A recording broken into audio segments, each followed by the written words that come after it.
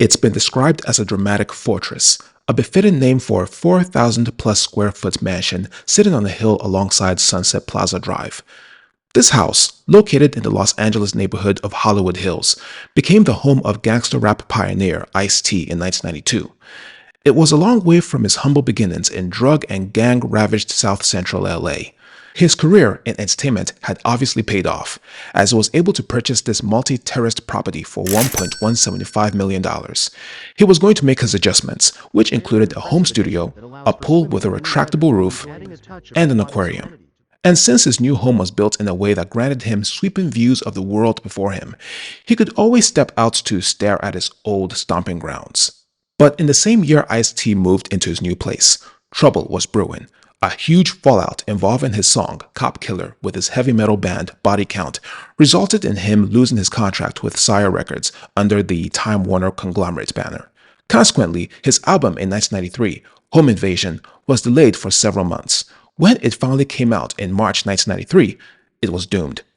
For the first time in Ice-T's career since his debut, none of Home Invasion's singles appeared on any Billboard chart. And while the album enjoyed an initial surge due to the Cop Killer controversy and went gold quicker than most of his previous LPs, Home Invasion was out of the Billboard 200 chart within 3 months, never to return. To major record labels, Ice-T was a hazard. No one would sign him, especially considering that he no longer had the commercial viability to back him up. After almost a decade of socially and politically charged rap, the iceberg was finally weary. He seemed tired of talking about weighty subjects such as racial injustice, white supremacy, and First Amendment rights, while worrying that he would be accused of being a misogynist, racist, anarchist, or a glorifier of street crime. And now, he needed to worry about opposition mounting from not just folks with white faces, but even within his own kind. A senior pastor at the Abyssinian Baptist Church, Reverend Calvin Butts emerged as the main black critic of gangster rap in the early 90s. He was so noted among hardcore rappers that a new group, Bone Thugs-n-Harmony, ironically sampled one of his speeches for the intro of their debut single and breakthrough hit, Thuggish Ruggish Bone. We're not against rap. We're not against rappers. But we are against those thugs. Of course, Bone Thugs conveniently skipped over the next several words that followed. Who disgrace our community, our women, who disgrace our culture, and who have absolutely nothing of redemptive value to offer except the legacy of violence and sexual assault and foul language. But it would be Ice-T with whom Butts would directly square off because, well, at the time, Ice was now taking on speaking engagements at colleges and universities nationwide. No one could have picked a more articulate, measured, and experienced advocate of hardcore rap, especially as it relates to civil liberties. The square-off, occasionally heated between Ice and the Reverend in particular, took place on Video Music Box, a television program reputed to be the first one to primarily air hip-hop music videos, with co-founder Ralph McDaniels as host and moderator. I think what we need to do now is talk about how some of these negative lyrics, particularly as they refer to our women and as we refer to each other, have a tremendous impact on the development of young people. Whether a rap artist wants to be a role model or not, or whether a rap artist wants to be somebody that people look up to or not, it is given. Once you step out on the public stage, people watch you and they're drawn to you by the power of your art form. When you look at somebody like myself, you got to ask yourself the question, are you going to follow the character I play in the rap or the person I am? I'm a brother that came from nothing to something. I run businesses. I employ 200 brothers from the ghetto. To speak to Ice-T's success and the businesses that he has and who he employs, I think is commendable. But it is also important to make note of how you gain the money that you use to employ people, that you use to set up business. Because you see, I think it's important for us to talk about how we get money. I'm saying that people who denigrate humanity, who use misogynistic lyrics, who glorify violence, money made in that way may not be the kind of money that we would like people to applaud. But as far as I'm concerned, if I don't believe in Christianity, I might say that the church is taking money from the community unfairly, asking for money. And you're making money illegally as far as I'm concerned. You can't show me one kid that's ever been hurt from an Ice-T record. Let me lift this up again. Can you? Let us depersonalize it in this sense. No, but you got personal right there, because what you said was, well, the way Ice-T got the money might not be. Well, that's what you just said. No, I didn't. I said that we have to be careful and look at how people make their money. So you insinuating that I made my money wrong. And I'm insinuating you're making money wrong, and I'm insinuating right now that you're trying to be a star by going on TV let me tell you and turning this out. Let me tell you I'm thinking that you wouldn't be on television if it wasn't for rappers and other people that could debate you. You'd just be a guy in Harlem at a church. No, that's not right. That's true. Everybody knows that. If Ice-T was today, after the show was to say, look, Reverend Butts, I have $100,000. I'd like to start a school with you in Harlem. Would you do business with him?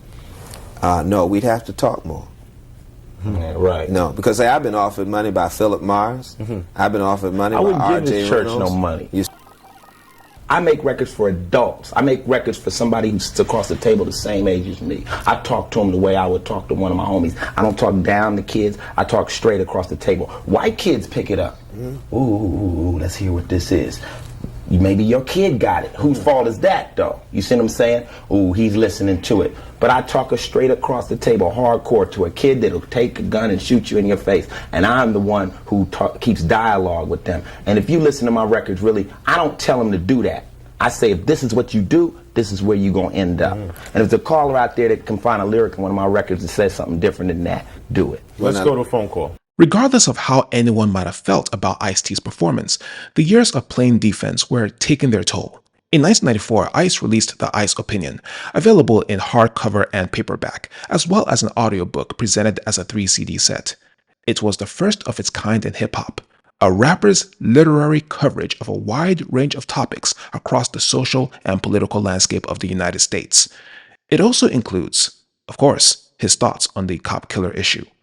The Ice Opinion marks the last time that Ice-T would ever be some sort of political scientist. He was preparing to get back to much simpler times, the days of the coldest rap and 6 in the morning, when he was only concerned with street tales and street events, when the art he practiced was simply known as reality rap. And the name and content of his next album, his 6th one, would reflect exactly just that.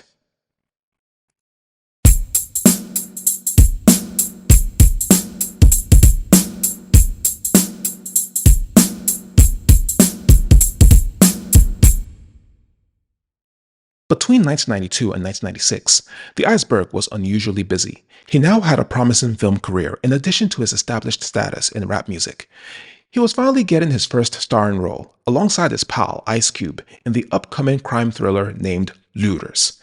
In the film, a pair of firemen, played by Bill Paxton and William Sadler, are on a quest to find treasure hidden in an abandoned building in a Midwestern town ravaged by deindustrialization, only to encounter a street gang who claim the property as their turf and the valuables it purportedly contains.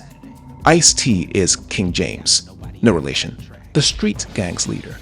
I'm a businessman. These are my associates. In addition to taking care of the movie's title track, his 3rd consecutive engagement and 4th overall, and pulling along Cube for the ride, he had a 2nd track, Depths of Hell, which would end up on his next album. Overseen by Ice-T's record label, the movie's soundtrack also includes his homeboys Public Enemy, as well as Rhyme Syndicate affiliates such as Donald D, WC with his Mad Circle crew, and Bronx native and punchline pioneer Lord Finesse. The prospects of a growing alignment of his rap music and movie careers seemed bright. Looters was supposed to come out on July 3rd, 1992. But then the LA riots, the consequence of the acquittal of the 4 LAPD officers accused of brutally beating a black motorist named Rodney King, erupted in late April. That forced the film's distributor, Universal Pictures, to change the title to Trespass and come up with a different marketing campaign to mitigate any association with the looting that took place during the arrest. And then after that, the cop killer controversy surrounding Ice-T happened, occupying the rest of the year, delaying the rapper's upcoming studio album, and casting a shadow over his career. The movie finally came out on November 24th, 1992. Generally, the reviews were not kind, mostly judging Trespass as a regular crime thriller awash with vulgar language and racial conflict. Trespass sank at the box office, less than $300,000 away from recouping its budget. The soundtrack, which was released on the same day as the film, didn't fare any better, making it only as far as number 82 on the Billboard 200. It was the worst performance of Ice-T's dual career, putting and sealing the lid on any chances of ever becoming a movie star. He would get 5 more big screen assignments over the next 4 years. As a bit player in a mockumentary on a subgenre he helped create, a hip-hop ensemble cast, and a trio of box office bombs. At least TV was turning out to be more promising, and his career in that medium didn't have to start in his country. In the UK, which had always received his singles a lot better than they ever were in the United States, Ice-T bagged his first recurring host gig on Badass TV, which aired on Friday nights on Channel 4. Hey, a job's a job, even when it's far from glamorous. There were better years ahead anyway. But in the meantime, music remained Ice-T's first love. It's just that hip-hop no longer had that sole domain over the veteran MC's heart. Deep down, Ice had always been a metalhead, and Body Count's self-titled debut marked the beginning of his full-time commitment to punk rock. So it isn't really surprising that the album Ice-T made in 1994, a year after Home Invasion, wasn't the follow-up to his embattled fifth studio album, but rather his band's sophomore LP, Born Dead. Body count can't be the only factor blamed for the delay of Ice-T's sixth LP. Rhyme Syndicate had been decimated by the natural passage of time, changing priorities, and dwindled resources. When the smoke of the cop killer calamity cleared, the only original core Rhyme Syndicate members that remained were Ice-T's DJ, Evil E, and his brother, Hen G. SLJ, one of the main producers of the previous 2 LPs, was still around, but this time it would be the ringleader DJ Ace, who had cut his teeth as one of the DJs for South Central Cartel, who became Ice-T's right-hand man. But the OG needed more reinforcements. He would frequently descend from his perch at Sunset Plaza Drive to hear what's on the streets to ensure that his next record was going to escape the fate of his previous one. One of the main knocks on Home Invasion was that it sounded dated. This upcoming album had to sound like it was made in 1996. Ice began to pull mostly unknowns up the hill to his home studio, which was nicknamed the Crack House. Additional recording sessions took place at the Archive Recording Studio in Oakland, where Ice-T worked with E.A. Ski, a fellow signee at Priority Records best known for his work with Spice One. It was a blend of veterans and fresh faces. Whether that was going to be beneficial or detrimental to Ice-T's sixth album, 6, Return of the Real, thanks for the title inspiration, Star Wars, which arrived on June 4th, 1996, was to be determined. The way Return of the Real starts is jarring. Up to that point, Ice-T had a sort of an intro to set the tone for each album and ease the listener into the experience. Indeed, he can be credited as the inventor of the hip-hop intro. But this time, he hits the listener square in the face with the opening track, Pimp Anthem. 9-6. Ice-T back represent. And the mental jolt is as much the result of Pimp Anthem's content as it's the fact that it's a full, complete song. It's something you would expect from a composite protagonist in a blaxploitation flick. Think a mix of Superfly, Black Caesar, and The Mac. So damn smooth that every woman wanna touch me. So much sexuality that nuns wanna me. It's like eating a donut you fried in reused cooking oil just a few minutes ago. Sure, it feels warm and fresh, but it tastes familiar. Even more familiar is the interpolation of Junior Mafia's top 20 pop hits from the previous year, Player's Anthem, Players, check your grip before you get popped. Get my money before you get dropped. as well as Slick Rick's La Di Dotty. But instead, because of the gangster rap connection and recent hitmaking, conjures memories of Snoop Doggy Dogg's remake. Gotcha, bumping off the words I say because this type of pimping happens every day. Perhaps the insert, Real, which is pinned toward the end of the album, could have preceded this song, as it does feel more like an intro with its thesis-like feel. Real is a word people don't really want to deal with. Real is the difference between the way things should be and the way things are. But at least Pimp Anthem is one of Return of the Real's stronger cuts, with some credit going to the dark synth and organ stomp of a beat that supports Ice-T's flaunting. And it even gets better with Where the Goes Down, where Ice-T lays out a vibrant bed of bass-heavy and keyboard-sprinkled funk for Ice-T to drop 4 verses of his daily life as a street hustler.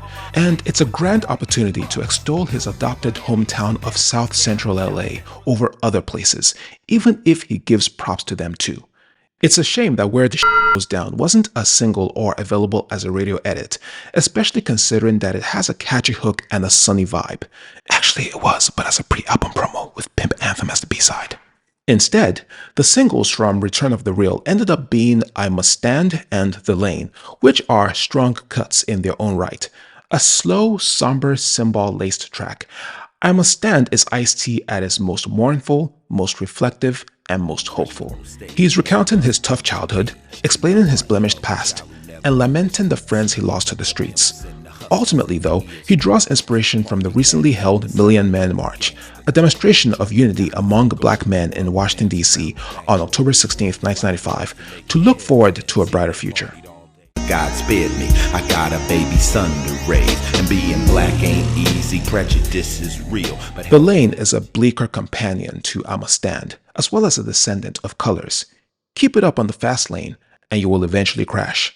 SLJ provides the gloomy cinematic soundscape of high-register piano keys and quivering strings for Ice-T to deliver vivid imagery of a drug-addled world, a world in which you can't be caught slipping. Gotta watch my back myself, or else I find my body laying on a corner shelf.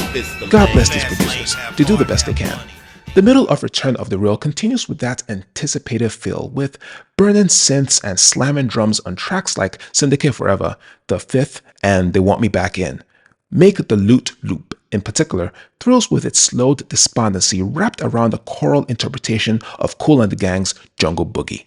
There's that occasional G-Funk aesthetic that keeps the album in tune with a 9/6, because at this point, you're not expecting any thought pieces on current events, such as the impending presidential election cycle, the Million Man March, even though he does mention it in I Must Stand, or the O.J. Simpson trial. Peace, I'm out like Nicole. Man, that's all you got? Ice-T was probably still healing from the cop killer mess, which might explain why the closest to any controversy this album got was from Rap Game's Hijacked, a familiar complaint about the predatory nature of the music industry, especially for hip-hop artists. After considering himself lucky to get a second chance via Sire Records after his first deal paid him peanuts, Ice-T uses his experience to advise aspiring rappers against the pitfalls of working with people who are, to put it delicately, not of the culture. Some Jewish motherfucker that don't know trying to tell y'all what's up the street here. The furor over the perceived anti-Semitism only lasted about a week or two. Sure, the premise of Return of the Real, outlined in the Real skit and expounded upon in the clean guitar-helmed title track, is very clear. Regardless of the embellishments of his street tales, Ice-T was a street dude. So many others weren't.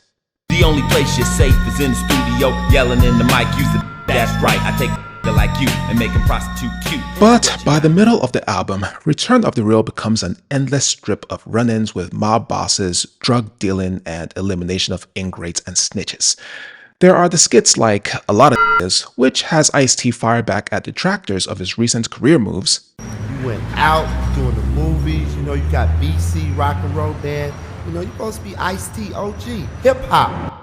Rap is Fake, where he delivers the well-worn defense of gangster rap.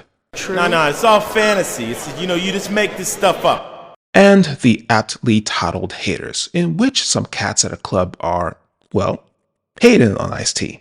Ain't that young guy's teeth? Yeah, shit. Nigga on the mother. There's also It's Going Down, in which Ice-T, getting pleasured, is interrupted by some hood business he needs to take care of, and which should have been integrated with the next track, They Want Me Back In. It's 96, folks. We've heard all of this countless times before, including from Ice-T himself. I got no love for no nigga flipping, tripping on my fam. Damn, I'll make LA hot as Vietnam. There's only so much that production can do, and when it sags, such as the quasi-boom-bap concessions to the East Coast with Forced to Do Dirt and Cramp Your Style, with hooks from Mobb Deep and Onyx respectively, The album reveals how uninteresting OG Ice-T had become. Even more uninteresting are the latest in the Rhyme Syndicate fold. Bouncing Down the Strizzies has Hot Dollar, Mr. Westside, and Power Lord Rel drop unremarkable verses, complete with Westside dropping a terrible chorus, thereby allowing the OG to steal the show. Buses can't even see the ice as I flexes. You couldn't afford the Benz, so you had to buy the Lexus. No But how amount the of dollars izzle on the thing was going to when I make buy this song sizzle. But with Ice absent on Syndicate forever, what should have been a grand showcase of the next generation of Rhyme Syndicate instead casted doubt that these affiliates would appear on another Ice-T LP. DJ Ace came through with both beats though. To his credit, Ice-T was then at a more stable period of his life mentally and financially, thereby making him a lot more assured and commanding in his flow and delivery than in his previous effort. In addition, he doesn't hesitate to play with slower numbers. In addition to I Must Stand, the Iceberg reveals his softer side with How Does It Feel, which is a 90s R&B flip of Bootsy Collins's I'd Rather Be With You, and Inside of a Gangster, which relies on the Isley Brothers' Voyage to Atlantis. Hey, gangsters need love too.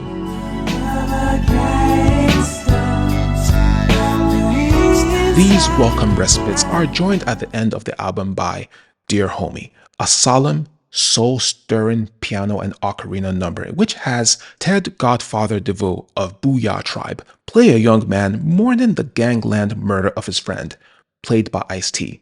Godfather is still on Earth, conversing with the iceberg in the clouds, missing his homie and contemplating vengeance while lamenting the destruction gang warfare had wreaked upon his community. And Ice, aware that he has no one to blame but himself for his downfall, cautions his friend, through graphic details of his murder and observing his current environment overflowing with people just like him, not to follow his path into the afterlife. I know you're trying to comfort me, but I don't want no company, homie.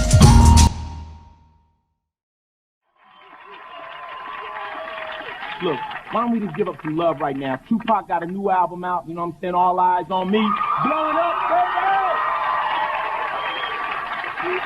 Don't you hate when people do that? I hate when people do that. How about Ice-T, Return to the Real? Ice-T number 6 coming out in June. Give it up for my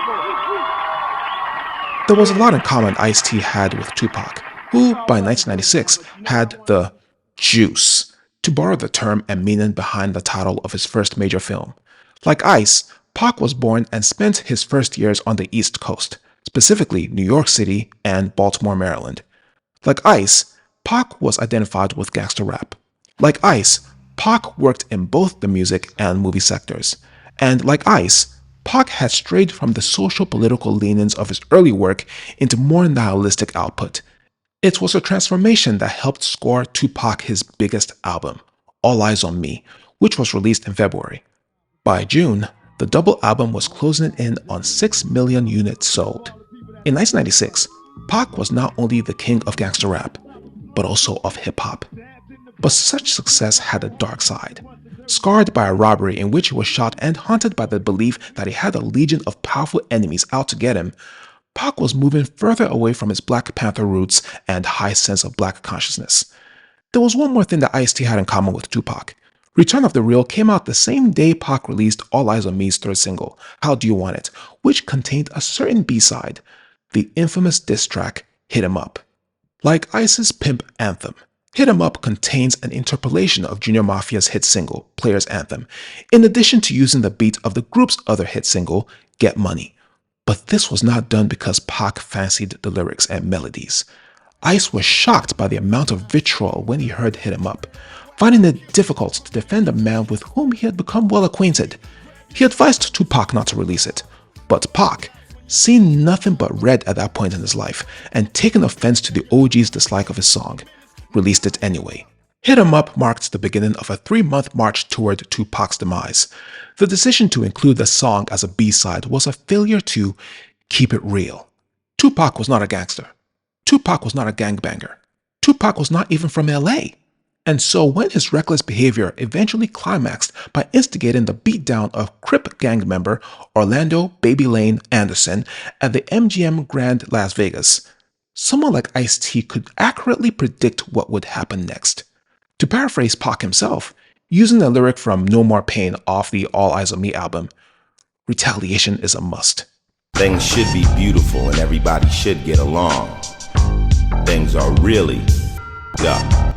Like I tell people, I'm angry with Pac. Like that's my kid. Like, Yeah. I mean, I'm not gonna say he was my kid, but he was like a youngster. Like a to little me. brother. Yeah. In several interviews And years I remember after Pac Tupac's came death, over Ice-T my would house express and he his said, "Hit him up." disappointment at the detachment from reality from which his one-time friend suffered, a detachment that got him in real trouble. Equally as disappointing, though, was the fate of 6, Return of the Real. Granted, Ice-T returned to the singles charts with I Must Stand, but the album itself only made it as far as number 89 on the Billboard 200 and was gone from the charts within a month. In fact, Return of the Real bears the dubious distinction of being the first Ice-T album that failed to receive an RIAA certification, as well as the last one to appear on the Billboard 200. In addition, the LP marked the end of the partnership between Ice's Rhyme Syndicate Records and Priority Records, once a strident conduit for hardcore rap. Priority Records was now being acquired by EMI via a 50% stake, with the other 50% acquired 2 years later. Layoffs were conducted, and Priority Records began to fade into hip-hop history. Bigger or major record labels demand bigger or major sales, and with Ice-T's unabated commercial decline, it was virtually impossible for both parties to move forward. Whatever the brightness of Ice-T's future was, it wasn't going to come from records like Return of the Real, which, despite its spurts of spirited moments, an updated soundscape, and the presence of an occasionally rejuvenated MC, is bogged down by trite topical territory, a dearth of profound moments, and a bloated run-in time. Plus, he left the streets a long time ago. Rather, a brighter future was going to come from the small screen, the punk rock and heavy metal scene, a greater demonstration of professional independence, and, eventually, selling his Hollywood Hills mansion and making a physical return to his East Coast roots. Because, in the end, keeping it real actually means embracing reality. The first 4 letters in reality. You ready to get there? That's what this is all about. Thanks for watching. For those new here, welcome to Rap Perspective. For the Rappleheads, I greatly appreciate your support. Don't forget to like, comment on, and share this video, and make sure you subscribe to the channel. And I encourage everyone to watch, like, comment on, and share other videos on here. See you in the next video.